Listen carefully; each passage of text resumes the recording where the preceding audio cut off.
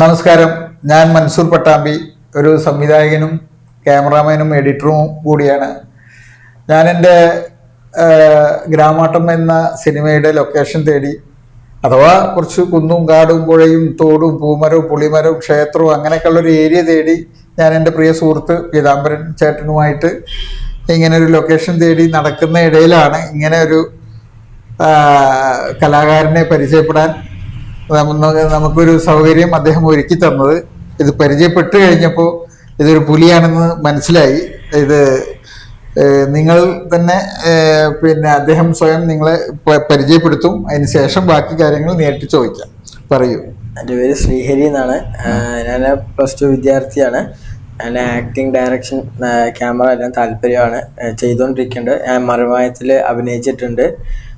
ഇപ്പോൾ ഒരു മൂവിയിൽ അസിസ്റ്റന്റ് ഡയറക്ടറായിട്ട് വർക്ക് ചെയ്തുകൊണ്ടിരിക്കുകയാണ്. സാറിനെ അറിയാൻ പറ്റിയതിൽ നല്ല സന്തോഷമുണ്ട്. അതെ, പാലക്കാട് അടുത്ത് ആണ് ഇദ്ദേഹത്തിന്റെ വീട്. മറിമായം എന്ന 1-2 എപ്പിസോഡുകളിൽ അദ്ദേഹം അഭിനയിച്ചിട്ടുണ്ട്. ഞാൻ അദ്ദേഹത്തിന്റെ ഈ അടുത്ത കാലത്ത് ഉള്ള 1-2 ഷോർട്സുകൾ ഞാൻ കണ്ടു. അസാധ്യമായ അഭിനയം. നമ്മളിപ്പോ ഒരു ആക്ടർക്ക് വേണ്ട എല്ലാ കാര്യങ്ങളും അദ്ദേഹത്തിനുണ്ട്. പിന്നെ സംവിധാനത്തിലാണ് കൂടുതൽ താല്പര്യം. അദ്ദേഹം ചെയ്ത 1-2 ഷോർട്ട് ഫിലിമുകൾ നമ്മൾ കണ്ടു. അത് മനോഹരമായിട്ടുണ്ട്.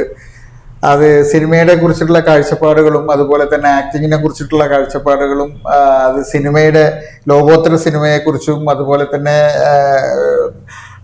വിശ്വവിഖ്യാതമായ സിനിമകളെ കുറിച്ചൊക്കെ അദ്ദേഹത്തിന് ഒരു നല്ല ഒരു പരന്ന അറിവുണ്ട് എന്ന് എനിക്ക് മനസ്സിലായി. അതുകൊണ്ട് തന്നെ ഉയരങ്ങളിലേക്ക് എത്താൻ ദൈവം അനുഗ്രഹിക്കട്ടെ.